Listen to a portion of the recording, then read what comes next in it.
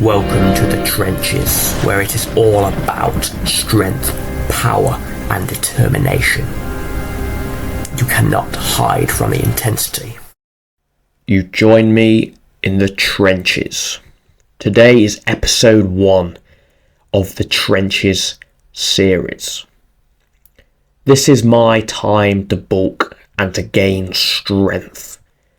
I'm going to neglect isolation exercises and prioritise compound exercises for the beginning of every workout. The aim is to get as strong as possible, build great strength as well as good quality muscle mass. I'm in the dungeon today, this gym underground. It's got a great atmosphere to it. Today is shoulders, and as you will already know, my shoulder days begin with incline dumbbell press. A great exercise for the upper chest as well as the anterior front part of the deltoid.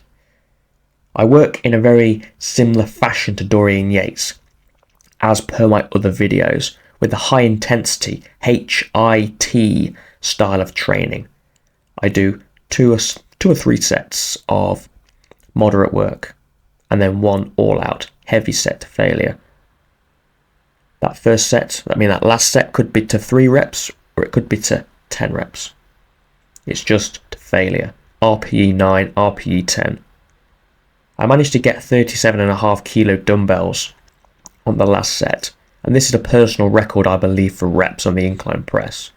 Near enough a week ago on a chest workout, I got the 40s up for 2 reps, which definitely was an all-time personal best, as well as a 90 kilo incline bench press for 1 or 2 reps.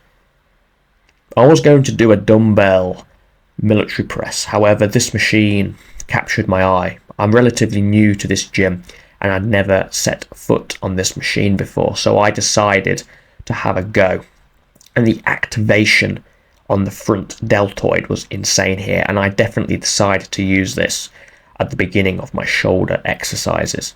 I keep around 20 kilos, 25 kilos on each part of the machine, and the stretch was insane. A very good controlled movement here, and I can definitely see this being a good staple of my shoulder workouts in the future. I dislike dumbbell work for shoulders. Whether or not it's because shoulders isn't my favourite body part, who knows, but I find that the machine work, similar to the Smith machine that you'll see shortly, are definitely my more preferred exercises to do when I train shoulders, similar to chest. I push again on my last set to failure, as failure is the only way to really build muscle. High intensity, as well as a touch of volume in there as well, so you don't go too much into strength. You still want to be building muscle and hypertrophy here, but strength is definitely optimal. I do a drop set here just to max out on my efforts, get as much blood into the muscles. Shoulders have never been my favourite body part to train. However, I've got pretty decent, well-rounded shoulders, probably from just doing lots and lots of chest in previous years. Now I move on to my seated, very high incline to a shoulder press.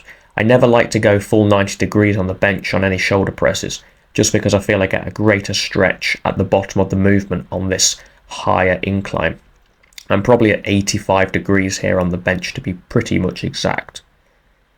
And this is my favourite exercise on an incline as well as a shoulder 90 degree bench, the Smith machine, very controlled.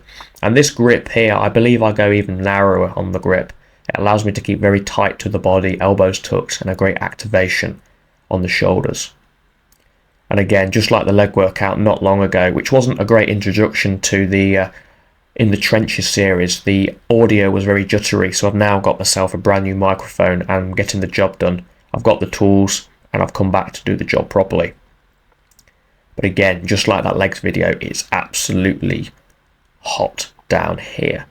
There's one aircon unit just above me, I believe. It's not working, and there's 2 fans blowing away down there.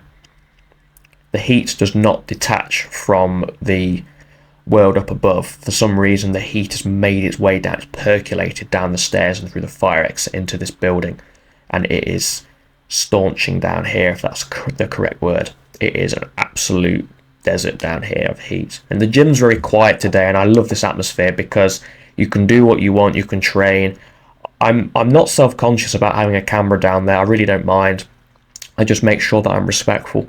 In between sets when I'm not lifting, I always untighten the tripod and just aim the camera downwards, so no one who's walking by feels like they're being intimidated or that they're in the way or anything like that.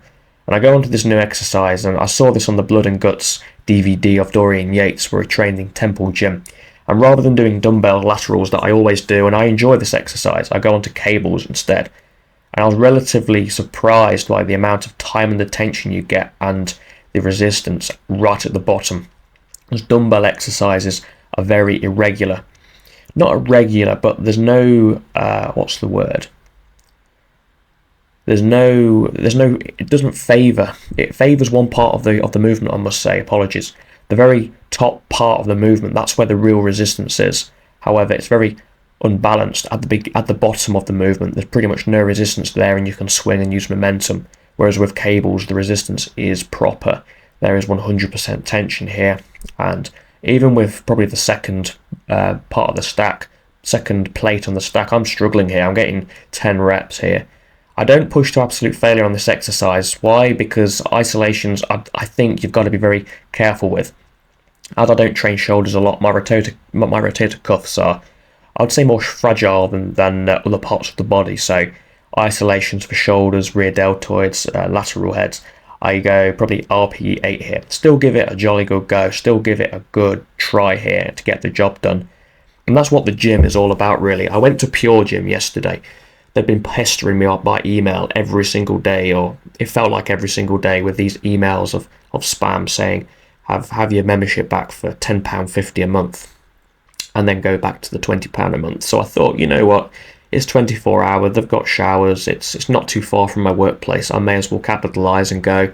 Then I'll have access to 3 different gyms, the home gym, the AUK gym that's underground where I am now, and then the Pure Gym.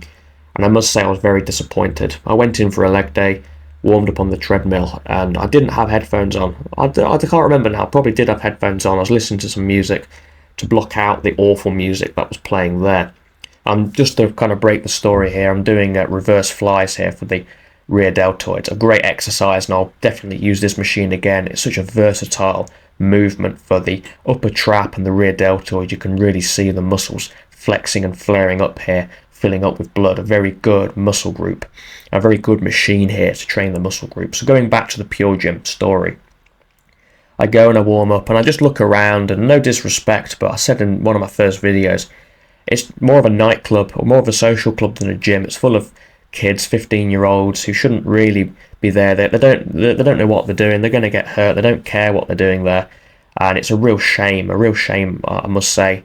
And it was very off-putting. The atmosphere was not going to carry me through the workout. So I went on to the squat bar, tried to find the weights. It's a very sparsely populated gym with their plates. Anyway, I worked up to like a 1 rep max, and I got to 140 for about 2 or 3 reps, and I was quite pleased with that.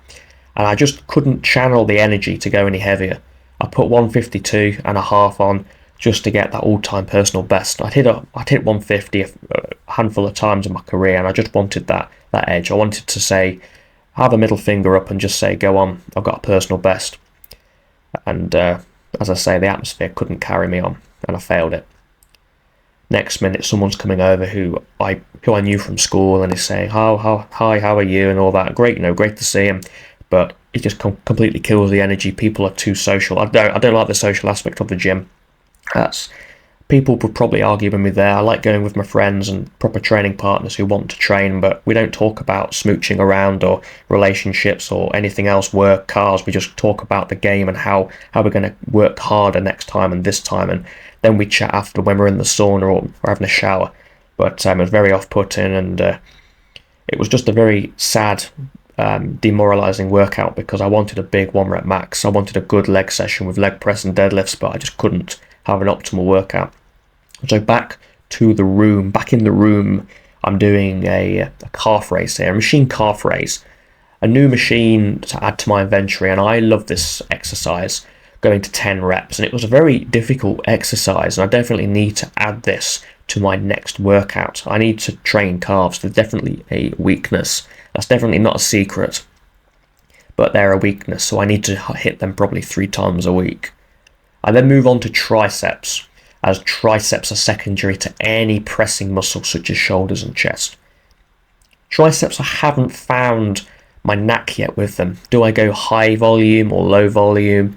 I find the heavier I go, the more elbow activation, and it seems to kind of detach my focus from the workout. Everything goes onto the elbows and takes away from the real meat of the triceps. My tricep DOMs always end up with my tendons and my elbows hurting for the longest, or feeling the strain rather than the actual meat of the muscle of the triceps, the 3 heads of the arm.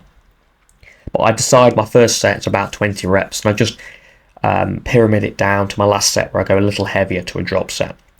I definitely feel I need to add more triceps into my workouts, both from shoulders and chest workouts, but the tricep is 2/3 of the arm, so it should be used. There's no excuses for small arms now. I'm in a gym with cables, I'm in a gym with good amounts of weight and equipment, so I definitely need to utilise these machines to build the arms. I'm looking in the mirror today and just inspecting the physique and looking at what needs doing, using a mental mind checklist of what needs to be improved. I find that my forearms are extremely long, or longer in proportion to the rest of my upper arm. Thus, they should be bigger. And after the triceps, I do some forearm exercise. Something I learned from my gym partner. Forearms is an excellent body part to master. If you get not just strong forearms for deadlift and carrying exercises and things like picking up exercises, the mass of the forearm will deliberately show that you are a big person. You know, you could wear a big oversized sweater or hoodie or a big coat, but if you've got big bulging forearms popping out there, it definitely shows that you're not hiding something, but underneath the cover you've got some serious density of muscle. You're packing some serious muscle under there. And this next set of triceps, the overhead tricep extension, I'm doing it a little different here. I've got my backside dead against the pole here, but I'm not feeling it today. I'm feeling it in my left shoulder here a little bit, but I promised myself I'd do 3 sets, so I promised it, and I delivered. And I deployed everything I could into these sets just to carry me through and do it. Now, the contrast between the pure gym and this gym is that there's always an atmosphere. Even when it's quiet, even when no one's in there, there's always music playing, and the music's relevant to everyone in there. Everyone in there is there for a purpose. Everyone is in there to challenge themselves to do something, whether or not they're fighting the devil or fighting demons within themselves, or trying to burn fat or build the muscle from the skinny bones that they were once bullied for. Everyone's in there for a purpose, for a meaning.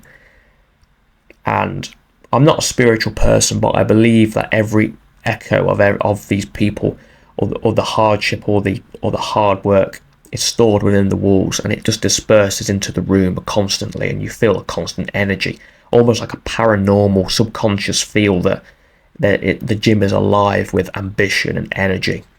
And these are the forearm curls that I've started to do. These are brilliant on cables. You can do it with a barbell over a bench, but the resistance, as I say, with the cables is true. It's 100% unbiased. It's 100% resistant for the whole part of the exercise. This is a really interesting exercise that can be used for not just the forearms, but for arm wrestling. This is a great exercise for arm wrestling, for that little final rotation of the wrist to put the opponent under discomfort.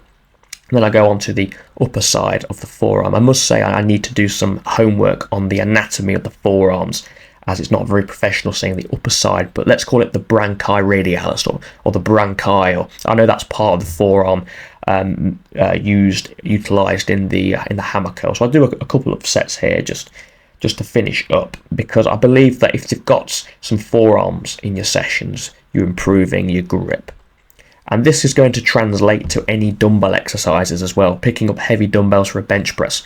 If you've got good strong forearms, you'll be able to not think about picking the weights up and gripping them for 30 seconds whilst you perform. You'll be able to concentrate on the actual press and get the personal record there. Okay, but forearms shouldn't be attacked with high intensity. They should be applied like seasoning to your workouts, like you would a steak. a little bit, but every single time you train, every single time you do a pulling workout or a pushing workout, just do 3 or 5 sets, just to activate it, get the blood in there, and the oxygenated blood mixed in with your micro tears, that's going to get the job done.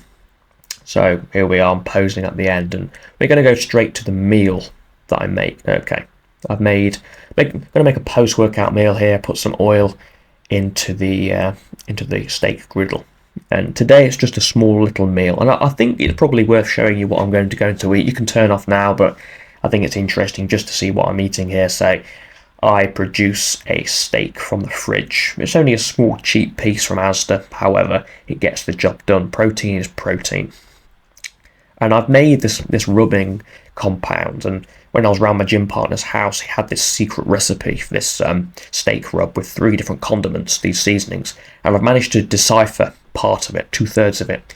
I've got Cajun, and then crikey, I can't remember what it's called now, but it's like you might be able to see it on the screen there, the one I'm opening up now. It's gone out of my mind, but there's another element. When I sat eating this, I thought there's something else missing. I can't think of what it's called now, but at the end of the video I'll kick myself when I open up the spice rack. But I mix these together, really rub it into the steak and get the steak prepared. It's just like forearm training. It should be like seasoning.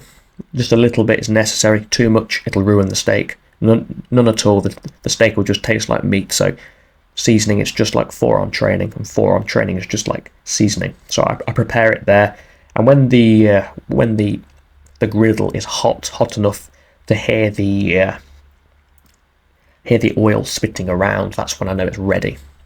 I'm not a master at barbecuing or steak, and you'll see this with the quality of the eggs that I produce, but I just put it in there, and you can't hear it, but it's sizzling, so I won't do any sound effects of the sizzling. But there we go, I'm just spinning it around, getting the heat on every part of the steak nice and even.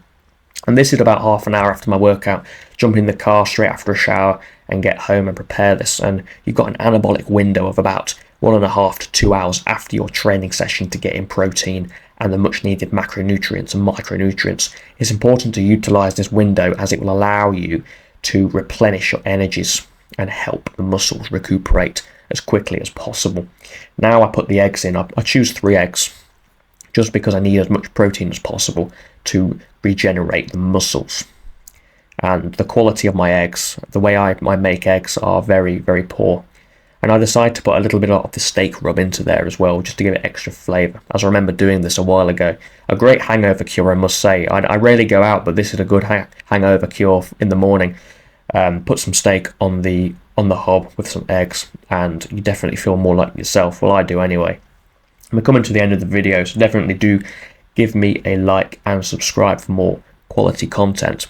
I must say, do leave a comment in the comment box of what you think to these black and white videos, and how you think to what I'm doing, the voiceovers. Do you want to see anything different, anything I'm missing out, anything that's actually I'm doing good at? I'm brand new to this, so do leave some criticism down there. So I'm just going to put these eggs, mang them all up together. Nothing too pretty, but I just need the macros to carry me through the day.